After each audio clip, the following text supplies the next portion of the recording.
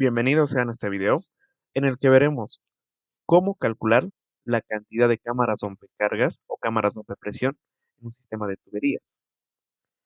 Observemos el siguiente caso. Nosotros tenemos en este punto, que lo podemos llamar A, el cual puede hacer referencia a un tanque, a un punto de presión en sí, o también puede ser una obra de captación, ya dependiendo del caso. Y luego tenemos un punto de llegada, el cual puede ser una red, una planta de tratamiento, un sistema de riego o cualquier otro similar. Está conectado por una tubería, que lo pueden ver aquí por esta tubería de color azul, y se transporta un caudal. Al transportarse el caudal, lo que sucede es lo siguiente. Se genera una pérdida de carga, esa pérdida de carga hace que se produzca una presión de llegada y todo bien hasta ahí. Sin embargo, cuando nosotros tenemos un caso en el cual debamos transportar agua de un punto a otro y existe un desnivel muy grande, se producen presiones excesivas. Esas presiones excesivas son generalmente difíciles de tratar porque en el caso de que nosotros tengamos una presión excesiva, sucede de que la tubería puede llegar a colapsar, ya que las tuberías tienen un límite. Ese límite no puede ser sobrepasado, entonces siempre se tiene que respetar la cantidad de presión que puede soportar esa tubería. Entonces, lo que nosotros hacemos es llevarlo a este modelo que pueden ver acá.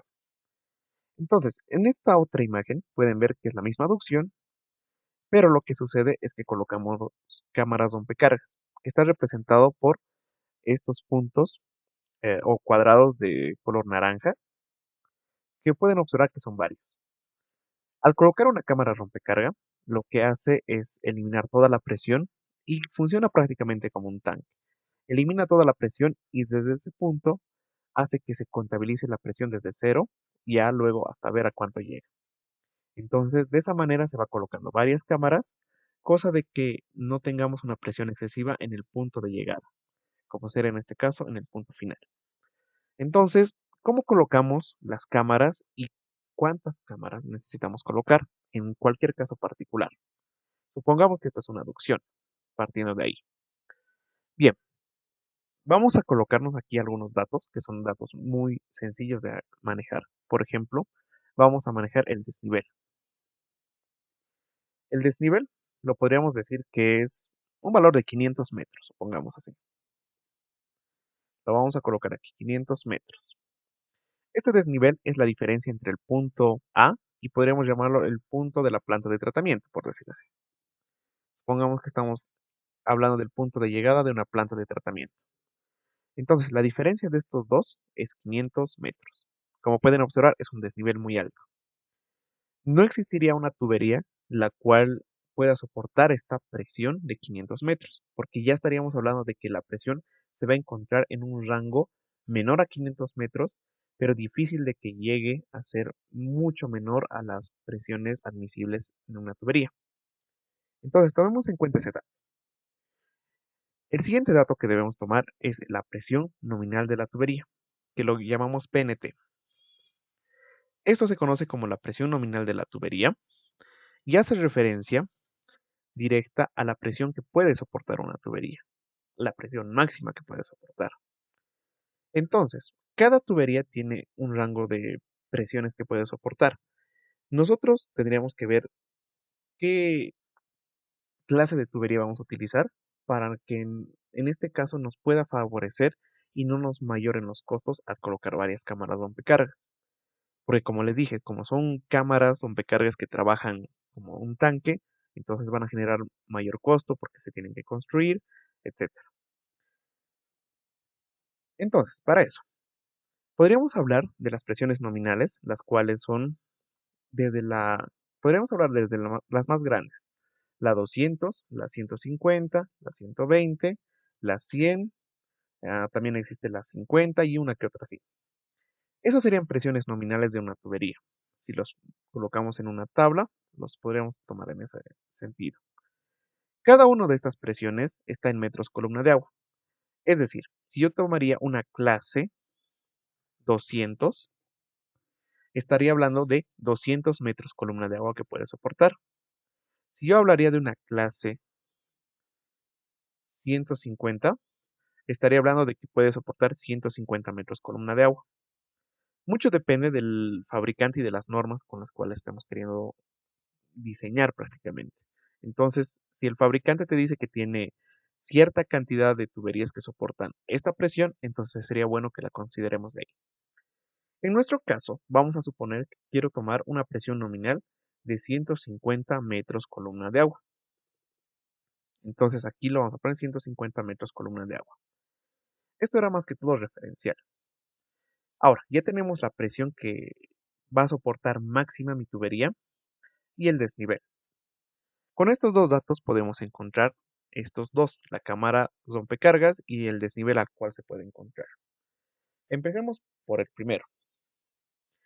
Se dice que de esta presión nominal de la tubería no se tiene que diseñar al límite para que ésta pueda tener cierto rango de seguridad al momento de funcionar. Por ejemplo, si mi tubería va a soportar 150 metros columna de agua, lo ideal sería que solamente trabaje a un 80% o incluso menor. Entonces podría llamar aquí la presión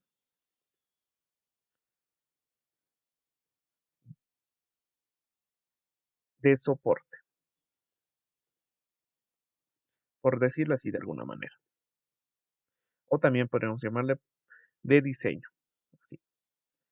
Entonces, a la presión nominal que nosotros le hemos colocado de la tubería, lo que vamos a hacer es multiplicarlo por el 80%. Entonces le coloco aquí 80% por 150 y esas sería 120 metros columna de agua. Eso sería la presión con la cual yo quiero que trabajen mis pequeños tramos para que no soporten y no trabajen a un límite. Ahora sí, primero vamos a empezar aquí colocando la cantidad de cámaras rompecargas, que lo podríamos abreviar así, CRC, igual. Ahora, ¿cómo vamos a calcular esto? Para esto, lo que hacemos es colocarle aquí más el desnivel que nosotros teníamos dividido en esta presión de diseño. Es decir, los vamos a dividir y con eso vamos a encontrar la cantidad de cámaras rompecargas. Le doy Enter y aquí lo que me recomienda es que sea 4.1 cámaras. Es decir, que coloque 4.1. Como este es un valor que no indica la cantidad porque nos está indicando con decimales, lo que nosotros hacemos es redondearlo. Así que nosotros podríamos llamar de 4.1, redondear siempre mejor al mayor, que sería en este caso 5. Entonces, en todo este tramo, para este desnivel de 500, lo ideal sería colocar 5 cámaras rompecargas. Nosotros podríamos colocar más, pero según los cálculos nos dice aquí 4.1 y estamos redondeando a 5. Entonces, en todo mi tramo voy a colocar 5 cámaras. Perfecto, hasta ahí. Ahora, la idea es saber dónde las tengo que colocar. Es decir, ya sé dónde, bueno, ya sé cuántas, pero no sé dónde, en qué parte de mi tubería va a caer. Entonces, para este caso, lo que se hace es calcular el desnivel a la que cada cámara se tiene que ubicar. Entonces, aquí le vamos a colocar desnivel para cada cámara.